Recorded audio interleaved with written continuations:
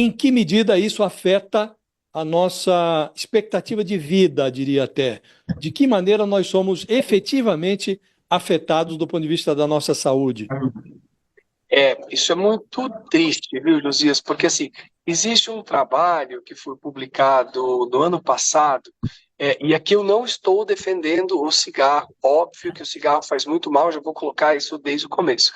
Mas que a poluição, populacionalmente, a poluição vai matar mais gente do que o cigarro, né? Então a gente tem já um tamanho da encrenca, né? Então a expectativa de vida em cidades mais poluídas, ela está caindo, ah, diretamente proporcional aos índices de poluição.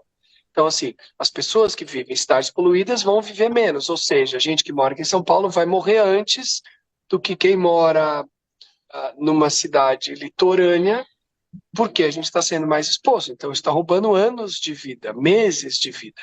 Então, isso é um fato. Isso não é extrapolação, isso está escrito, isso tem trabalhos Sabe, publicados em inclusive, o revistas. tempo, doutor, isso é muito interessante, eu escuto muito o doutor Paulo Saldiva falar sobre isso, né? Essa história da expectativa de vida. Sabe o tempo, quantos anos menos a pessoa que vive numa cidade poluída vive menos do que em outras? Eu não tenho esse dado de anos, eu posso até pesquisar, mas eu não tenho. Algo ao redor de 1 a 2 anos, o que eu acho bastante, né? Você viver um ano a menos já é muito ruim, mas é claro que aí depende, porque são muitos fatores, depende de qual cidade, qual tipo de poluição, se é mais combustível fóssil, se é mais poluição industrial, se é mais queimada, né? Mas o dado é que a poluição rouba anos de vida. Então, você vai morrer de infarto, ou você vai ter um tumor, ou você vai ter uma doença respiratória. Então, ela a longo prazo rouba anos de vida. E a curto Portanto, por um prazo piora raciocínio a nossa lógico, qualidade. André, por um raciocínio lógico, se você está dizendo que a poluição rouba anos de vida, diminui a expectativa de vida, é razoável afirmar que, se nós temos um agravamento dessa poluição, agora, além da poluição do CO2, dos gases tóxicos, nós temos a fumaça das queimadas, é lícito supor que estamos morrendo aos pouquinhos. Nós estamos acelerando um pouco mais esse processo de perda de expectativa de vida. É razoável supor isso?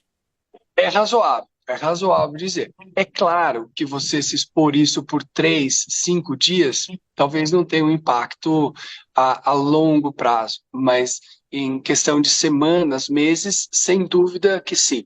Então a gente talvez pudesse dividir isso em duas coisas. Essa poluição mais intensa agora, uma semana, pode aumentar, reduzir a expectativa de vida individual de alguns pacientes que vão para o pronto-socorro ter sua arritmia, ter sua piora do enfisema, ter sua crise de asma ou algum outro problema, isso tendo um impacto na sua vida, e a longo prazo a população inteira foi exposta por mais tempo e aí ela teve seu tempo de vida roubado por conta da poluição. André,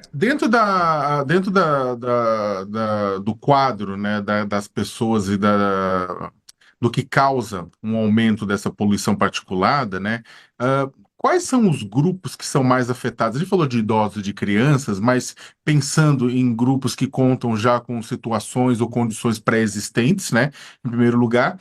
E uma coisa que o pessoal reclama muito, que no momentos da poluição, o pessoal fala, eu fico mais nervoso, eu tenho, sabe, eu fico mais irritado, eu perco a concentração. Se isso também causa problemas, no quadro da saúde mental das pessoas. Causa, isso é menos mensurado, né? Mas a gente tem sim dados de literatura, de novo, tudo que eu estou falando não é invenção, quer dizer, são todos dados, né, de trabalhos científicos de períodos anteriores, que a gente tem sim uma alteração relacionada ao sistema nervoso central, aumento de irritabilidade, piora, então, aumento de irritabilidade, ou seja, piorou o seu humor, impacto na sua qualidade de trabalho, memória. Então, a gente tem sim alterações do sistema nervoso central. Quando a gente fala de poluição respiratória, a gente sempre lembra de pulmão. Então, a gente vai sempre lembrar de quem tem doença respiratória, enfisema, fibrose pulmonar, bronquite crônica, asma, né? Então, assim, esses pacientes sofrem muito. A gente vai lembrar de quem tem alguma doença cardiovascular, né? Então, risco de infarto, arritmia também, inclusive de AVC, né? Inclusive de derrame, sistema nervoso central. Esses são os principais. Mas tem trabalho mostrando alteração renal. Então, até o rim funciona pior em ambientes mais poluídos. E o sistema nervoso, aí, do ponto de vista de humor, de irritabilidade e de dificuldade de atenção, também estão afetados. É claro que não é todo mundo. Algum indivíduo, né, vai ser mais suscetível, vai sentir mais isso, o outro menos.